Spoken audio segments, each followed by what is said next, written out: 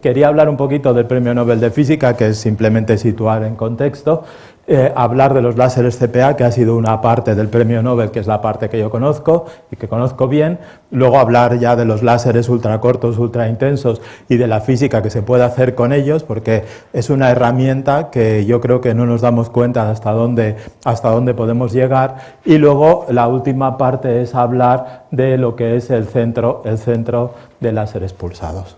Entonces, para empezar, empezaré a hablar un poco de lo que es el Premio Nobel de Física, que ha tenido tres partes, supongo que todo el mundo lo sabéis, de la radio, de la televisión, de las revistas especializadas. Ya ha habido tres partes, pero son tres partes diferentes, no ha sido a tercios, sino que ha sido dos medios, una mitad a las pinzas ópticas y otra mitad a los láseres estos ultracortos, ultraintensos. Aquí he puesto la fracción que tiene cada uno de ellos, y el problema que tengo es que este premio Nobel en realidad son como dos premios Nobel completamente distintos, luego lo comentaré. Entonces voy a hablar 5 minutos, pero 5 minutos de pinzas ópticas, porque es un tema que conozco, digamos, de haberlo leído y de haber trabajado, digamos, indirectamente con esto y alguna cosa teórica, y voy a dedicar casi todo el tiempo a hablar de esta parte de aquí.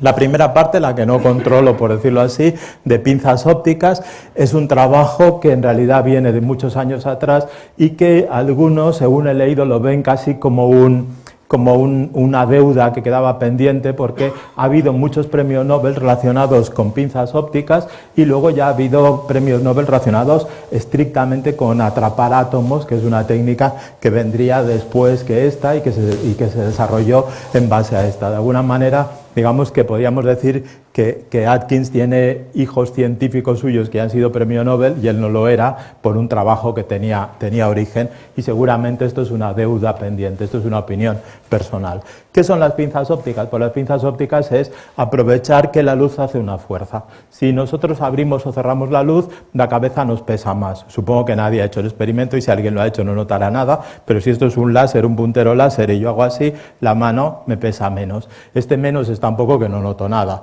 pero si vamos a cosas que son muy ligeras, esa pequeña fuerza que hace la luz, porque tiene un momento, se puede utilizar. Y eso es lo que son las pinzas ópticas. Entonces, las pinzas ópticas es una manera de atrapar algo muy ligero, siempre muy ligero, estamos hablando piconewtons, fuerzas terriblemente pequeñas y atrapadas con haces de luz. Hay muchísimos, es una cosa que ya viene, digamos, de mucho tiempo y que ya está establecida, desarrollada, que si queremos comprarnos un microscopio de pinzas ópticas, vamos y lo compramos. Esto es un microscopio de pinzas ópticas moderno, no sé lo que vale, pero es un elemento, digamos, que se puede adquirir de alguna manera comercializada, y lo que tiene es que genera simplemente, al estar en el foco de un láser, y si ponemos 3 láseres y si ponemos 6, la técnica se puede mejorar, pero en principio, al estar en el foco de un láser, simplemente la fuerza por el gradiente, por el cambio de dirección de los rayos de luz,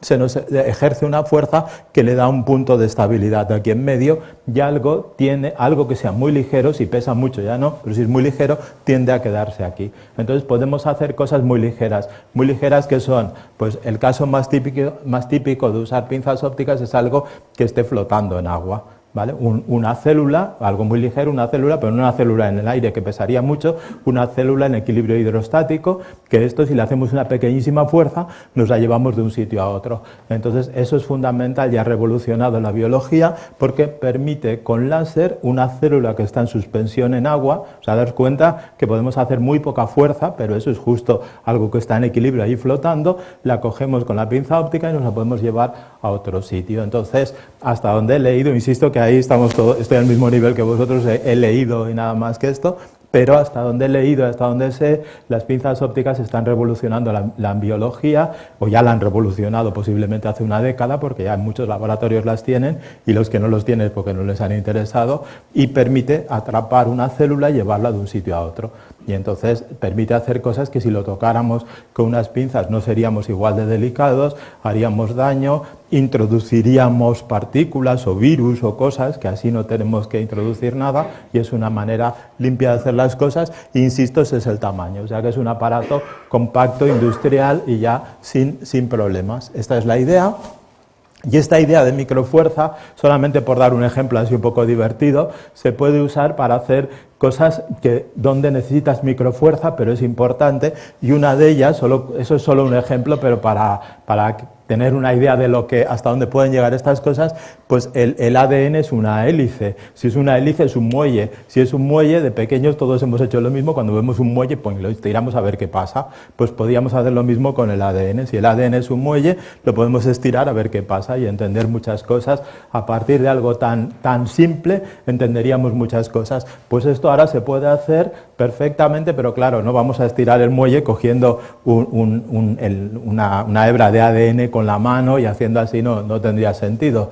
Entonces se ponen elementos en los extremos, micropartículas, y haciendo fuerza sobre estas micropartículas se puede hacer estirar la hebra de ADN y ver cómo responde, y a partir de ahí se pueden hacer muchas cosas. Yo ya no sé de biología, hay otros en la sala que saben de biología mucho más que yo, no sigo por aquí, pero la idea de que tenemos un muelle, le podemos hacer fuerza y podemos usar las pinzas ópticas para este tipo de cosas. Y por eso le llamo aplicaciones en biología ya consolidadas, porque ya no es algo que se tenga que desarrollar, sino que es un Nobel que ya ha venido, no sé si la palabra tiene sentido, pero es un Nobel tardío, no sé si me explico, que ya se lo merecía de muchos años antes.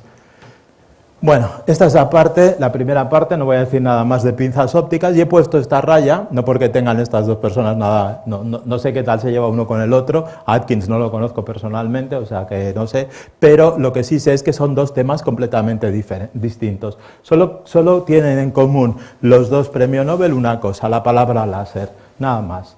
Nada más, porque el tipo de láser que se usa es radicalmente distinto. Aquí se necesita un láser continuo para hacer esto, se necesita un láser estabilizado para tener esta pinza. Claro, imaginar que el láser va pulsado, que el láser cambia de características, pues todo lo que estabas haciendo se va. Entonces se necesita un láser súper estable y de muy poca intensidad, porque aquí lo que queremos es coger algo y atraparlo, no queremos destruir nada, ¿vale? Entonces es un láser continuo, pequeño y estable.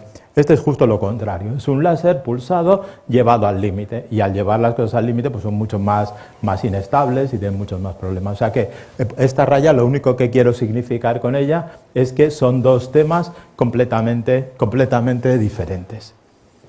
Bueno, dicho esto, voy a lo mío, a hablar de la tecnología CPA. La segunda parte, los 5 minutos de la primera parte del Nobel. El resto del Nobel es para esta parte, que es la parte de Muru y Strickland, que fue por el método de generar, exactamente esto es lo que puso la academia, método de generar pulsos ultracortos de alta intensidad. ¿De acuerdo? Entonces, no acabo de tener muy claro por qué se han juntado estos dos, porque he estado mirando otros premios Nobel, mirando la historia a raíz de esto y de prepararme la conferencia, y no he visto muchos casos así de dos cosas, casi como peras y manzanas, no sé cómo decir, comparten que son fruta, pero no tienen mucho más que ver. No sé los caminos, aquí en la sala supongo que muchos de vosotros habéis propuesto nombres a la Fundación Nobel, y estas cosas, los caminos de esto, digamos, son complicados.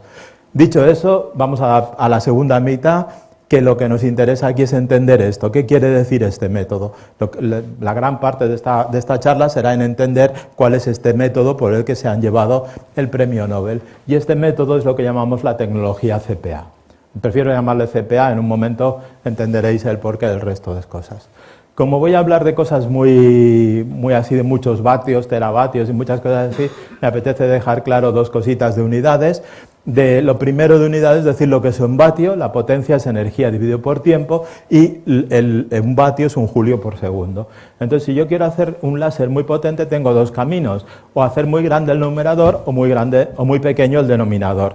Entonces, lo que nosotros trabajamos y lo que permitió el avance brutal del premio Nobel es en hacer el denominador muy pequeño, o sea, hacer pulsos de una energía no muy extraordinaria con un tiempo extraordinariamente corto.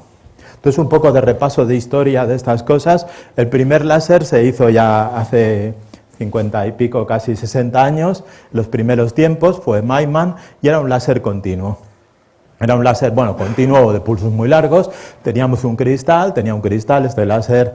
He intentado ver el primer láser que se hizo en España de esa época y no lo acabo de encontrar. Agradezco información si alguien me dice algún día cuál es el primero. He localizado el primero de Italia, he localizado uno por Barcelona, pero el primer láser que se hizo en España es simplemente por curiosidad histórica, digamos, no lo he sabido ver. ¿Qué tiene que ver ese láser con el premio Nobel? Nada, pero algo sí.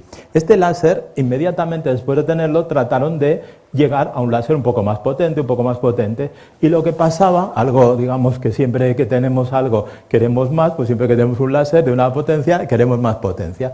Entonces, el camino que se seguía era este: se cogía un generador de pulsos, o continuo, pulsos muy largos, muy cortos, aquí me interesa poco, y se pasaba por otro sistema de amplificación. Se ponía un sistema con una energía de bombeo, en este caso una lámpara de flash, en otros casos otro láser, eso no importa, y el problema que tenemos es que si nosotros lo hacemos esto más y más, lo que hacemos es el cristal con el que estamos amplificando llega a una intensidad que llega a lo que se llama el umbral de daño, y entonces lo destruimos. Entonces no podemos amplificar infinitamente en un cristal, porque lo que hacemos es destruirlo, y al destruirlo pues perdemos el láser, y a veces hay aplicaciones que se hacen láseres que funcionan una sola vez, pero esas digamos que son otra cosa.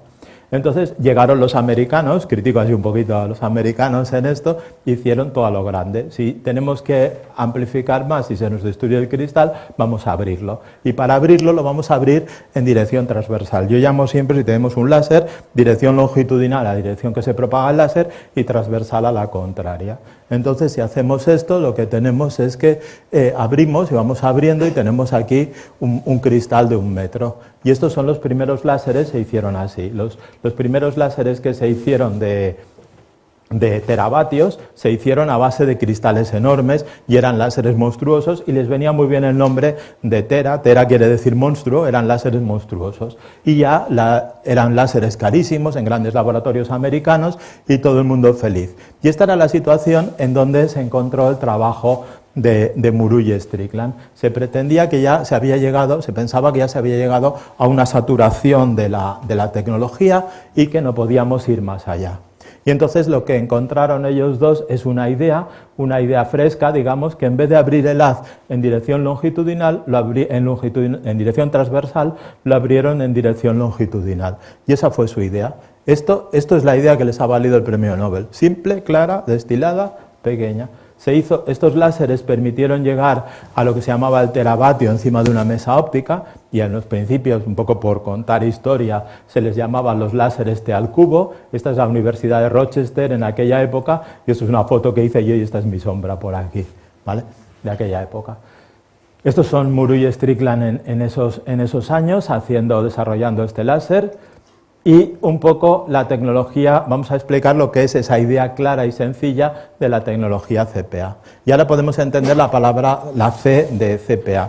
La C de chirp quiere decir que es un pulso que cambia de frecuencia. Y es un pulso que, si lo mandamos un pulso normal por un material dispersivo donde distintos colores van a distinta velocidad, lo que tenemos es que hay las frecuencias bajas y luego las frecuencias altas. Eso en castellano, yo creo que la academia también defiende un poquito el castellano científico, si no me equivoco. He visto en periódicos algo que me ha irritado al límite, el pulso gorjeado. Lo he visto en muchos periódicos y por eso lo digo, tachado y bien tachado. Yo os agradecería que todos a partir de ahora me lo tacharéis bien tachado, porque me suena fatal esto de traducir chip. En un canario vale, pero en un láser, el láser con trino, el láser gorjeado no me gusta. Si alguien lo quiere escribir, yo siempre escribo chirp en inglés, o si queremos escribirlo en castellano, bien, un pulso con deslizamiento de frecuencia. Y eso es lo que sería. Y así lograron amplificar más. Su primer láser consistía en esto. Su idea es estirar, en vez de abrir en transversal, abrir en longitudinal. Y entonces lo que hicieron es coger esto, abrir en dirección longitudinal, y entonces lo que tenían es que había un pulso estirado. Como al abrirlo se repartía la energía, se podría amplificar sin destruir el amplificador, porque hemos repartido la energía en el tiempo, luego lo concentramos otra vez y tenemos un pulso corto. Esto es un láser inicial, digamos, ahora lo hemos llevado al límite, y esta idea llevada al límite es que tenemos un láser, pensemos así, tenemos un láser pequeño que nos genera un pulso, este lo ponemos aquí, este pulso cogemos y lo estiramos, lo amplificamos, lo amplificamos, lo amplificamos todas las veces que queramos hasta que nos cansemos de amplificar, luego lo comprimimos y luego tenemos un pulso enorme. Este pulso enorme es un pulso con chirping. y es un pulso donde yo tengo un pulso donde distintas frecuencias, insisto, me van a distintos tiempos y donde yo tengo un láser de banda ancha. Entonces, los láseres que usamos son láseres, el láser de Salamanca no es un láser de un color, es un láser que emite muchos colores a la vez, coherente, no es como una lámpara que es incoherente, emite de una manera coherente muchos colores a la vez. Esto es una idea de lo que es un compresor de pulsos, es como tener una pista de estas de atletismo que por distintas calles, cada uno va a la misma velocidad, pero si van la luz de cada longitud de onda por un camino diferente, pues así se acaban reencontrando. Entonces esto es un pulso estirado, la parte roja y la parte azul, y así uno recorre un camino, otro recorre otro, al final se encuentran y es donde generamos estos pulsos bestias. La palabra bestia me dais permiso para decirla porque eso es lo que son. Esto es un compresor de Salamanca de pulsos, son 4 redes de difracción enormes y fijaros cómo es el tamaño de una persona, pero es basado en esta tecnología.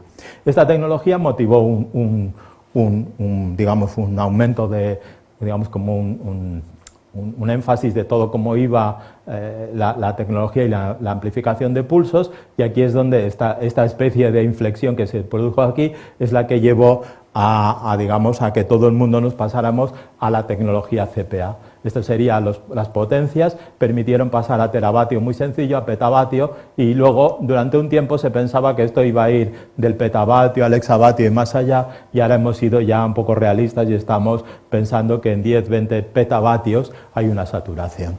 No os liéis con esos números, que quede bien claro, tera son 10 a la 12 y peta 10 a la 15, ¿de acuerdo? Y peta. Para dar una idea, un petavatio es 1.000.000 de centrales hidroeléctricas.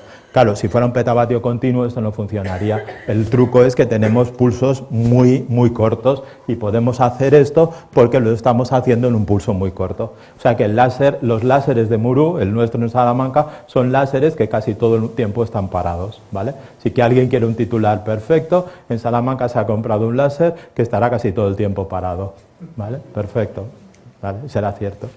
Bueno, ya un poco por meternos en esto que tengo, 10 minutos, ¿me queda una cosita así? ¿Menos? Vale. Entonces, lo que permitió esta tecnología CPA es generar este tipo de cosas. Lo que nosotros tenemos, hay distintos tipos de maneras de llegar al petavatio, uno de ellos es con pulsos de muy alta energía, pero esto, si oís hablar, son la fusión por confinamiento inercial y tal. Esto tiene menos que ver, los láseres como el National Ignition Facility o el láser Megajoule, tienen menos que ver con el trabajo de Murú, aunque tienen que ver, son láseres gigantescos que van por otro lado y que no llegan a esa potencia. El Megajoule, hay un láser Francia que se llama Megajoule, pero no da un haz, sino da 200 haces con combinación incoherente. Los láseres de intensidad, los láseres de Murú, son los que dan pulsos muy cortos, y estos pulsos muy cortos han cambiado nuestro conocimiento de la ciencia, han cambiado nuestro conocimiento de la fotoionización. Ionizar es quitar un electrón, entonces todos, y eso lo critico porque a veces aún ahora está mal puesto en libros de texto, aún ahora que han pasado más de 100 años, hablan de la ionización, que se necesita un fotón de energía suficientemente grande para arrancar el electrón. Eso es verdad si tenemos poquitos, o sea, en la era pre-láser, pero si estamos ahora en la era post-láser, pues eso es fácil, si no tienes bastante con uno, pones 3, 5, 7, 20, los que quieras, fotones, por fotones no será si tenemos un láser muy intenso. Esto lo digo ahora porque la teoría fue en el año 30, no sé si es porque lo dijo una mujer o qué, pero nadie le hizo caso, y se tardó hasta el 80, 50 años en que se hiciera el experimento, y se vio perfectamente claro que el efecto fotoeléctrico de Einstein en el 30 se vio que fallaba y hasta el 80 nos quedó claro. Han habido 3 mujeres premio Nobel de Física y las 3 han tenido algo que ver, digamos, con radiación, fue por física nuclear, pero fue la que descubrió los efectos a 2 fotones que se encontraron años después, y Donna Strickland. Entonces pongo esto porque han tardado 60, 55, entonces espero que no siga la cadencia y tarden 50 años, ¿no? Porque si sigue esto así, hasta aquí 50, esperemos que cambien las cosas. Lo importante de un láser no son los teravatios, sino es la intensidad que llega, entonces intensidad por superficie, y es una concentración de energía. Entonces estos láseres lo que hacen es concentrar energía de una manera brutal. La ionización y todas estas cosas suceden por aquí hay ionización total, aquí tenemos plasmas. Entonces nosotros trabajamos en física de plasmas, trabajamos en efectos relativistas, solamente para que os suenen cosas así muy rápido, y lo que hacemos es generar, cuando un láser de estos se concentra con un espejo, típicamente un espejo parabólico, lo que hacemos es generar una bolita de energía, o sea, menos que una cabeza de alfiler y de fotones ahí todos metidos al límite, digamos. Eso es enorme, es una cantidad de energía, los vatios por centímetro cuadrado que esto se llega es enorme comparado con lo que llega del Sol nos llega a 0,1, o sea, 19 órdenes de magnitud menos, ¿vale? O sea que vamos 19 órdenes de magnitud más allá del Sol y hacemos una cosa parecida a esto. Yo soy un fan de Tintín, pero creo que lo que hacemos se parece mucho a esto. Entonces, bueno, esto es un espejo para que veáis cómo van. Entonces, hay electrones relativistas, se acelera de 0, o sea, esta foto se acelera de 0 a la velocidad de la luz en femtosegundos. O sea, con un láser de estos, esto lo hacemos en Salamanca rutinariamente, en muchos laboratorios más, de 0 a C se acelera, se para, se acelera, se para. Hay una serie de efectos, digamos, insospechados y la idea de que un electrón necesita sitio para acelerarlo a la velocidad de la luz ya está pasada de moda. Podemos acelerar con un láser a 100 MeV o a GeV sin ningún problema. Tenemos láseres de plasma, nada más para que os quede la idea.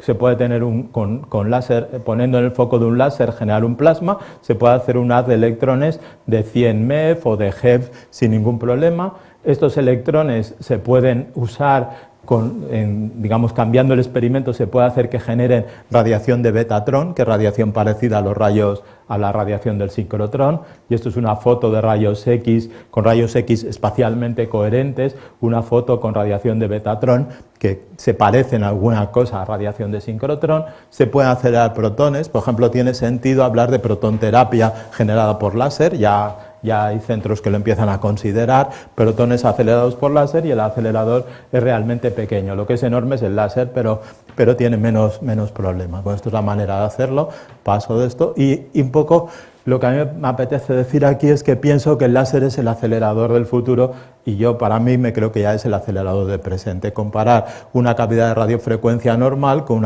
una cavidad de plasma. Los láseres también están revolucionando otras cosas, como el vacío cuántico. Intentar ver si nosotros podemos crear, digamos, el espacio vacío, generar algo de espacio vacío pero lleno de luz. Entonces hay una pregunta típica que nos podemos hacer siempre, que es, si estoy hablando de que generamos una bolita de energía y empaquetamos los fotones, ¿cuántos fotones podemos poner juntos? Entonces, en principio los fotones son bosones, podemos empaquetar infinitos juntos, pero a mí en física no me gustan los infinitos, sino que ha de llegarse a un máximo. Pues bien, ese máximo nos estamos empezando a acercar y empezamos a ver ya efectos relacionados con él. Y este máximo es lo que se llama, cuando me salgan todos estos fotones, el límite de Schwinger. Y son 10 a la 29 vatios por centímetro cuadrado. Estamos en 10 a la 23, pero digamos, podemos pensar en cosas de la guerra de las galaxias, un láser que de golpe se para, aquí no sé qué era, pero podemos pensar que un láser extremo de estos empezaría a generar pares electrón-positrón y se convertiría en un láser normal. Lo importante de todo esto es que cambiéis una fórmula en vuestras cabezas. Si puedo daros una clase así medio didáctica, esta fórmula todo el mundo la conoce, pues empezar a pensar en otra, que es esta, que es la misma, es exactamente la misma, pero traducida para un láser.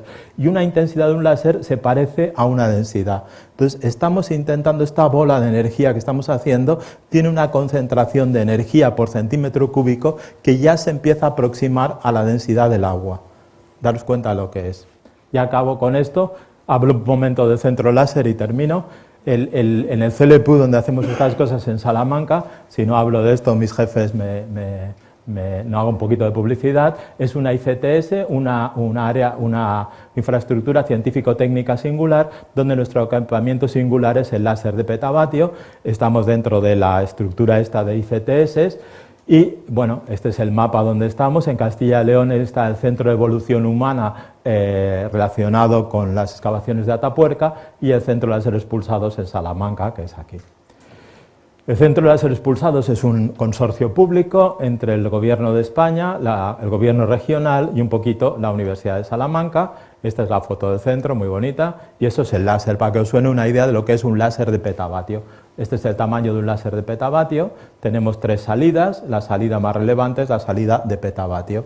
Este es el tamaño, los cristales de titanio zafiro que usamos para amplificar la visión general de esta área. Esta es aquí como se aceleran partículas, ya es un centro con licencia del Consejo de Seguridad Nuclear, somos la instalación radiactiva autorizada esta. Y ahí lo que hacemos es esto de aquí. Y ya para acabar, simplemente me apetece decirlo porque se sepa, porque además en mi mejor saber es absolutamente cierto, láseres de petavatio no hay muchos en el mundo, pero láseres de petavatio que disparen una vez por segundo, como el que tenemos en Salamanca, solo hay 3 en el mundo en este momento. Hay algún láser que pasa del petavatio hasta 4, pero van a pocos disparos por hora y hay un movimiento internacional muy grande en desarrollar estos láseres. Todos estos láseres se basan, insisto, en la tecnología CPA, que es la que Muru y Strickland permitieron.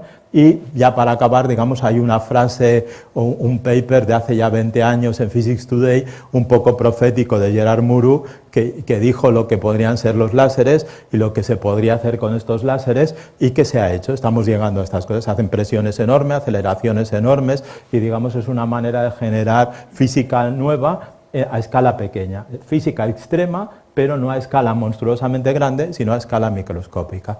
Y eso es lo que creo que se puede hacer. Han hecho una revolución en la intensidad pico, se pueden tener láseres de teravatio compactos. Por €1.000.000 uno se puede comprar un láser de teravatio, los de petavatio se cotizan un poco más y se están pensando en multipetavatios, nuevo paradigma en aceleración de partículas y se van a tener muchas más cosas que van a venir.